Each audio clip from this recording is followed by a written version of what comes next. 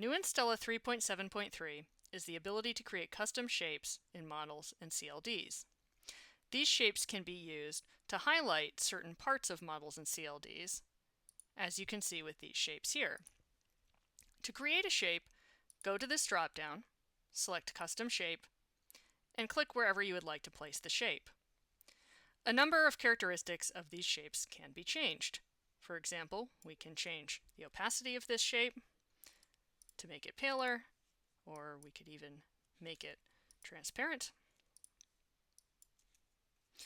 We can change its background color. We can give it a border. This one already has a border, but we can take the border away. And we can change its thickness, and we can change its color.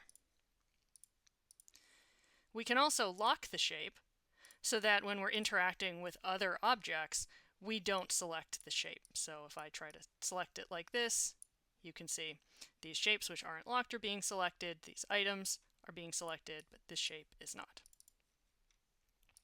If we want to change the shape of a custom shape, we can simply click the points and drag them. If we want to add more points to the shape, we can hit Shift while dragging a point, and a new point will be created. Likewise, if we want to delete a point, we simply make sure the point is selected and hit delete.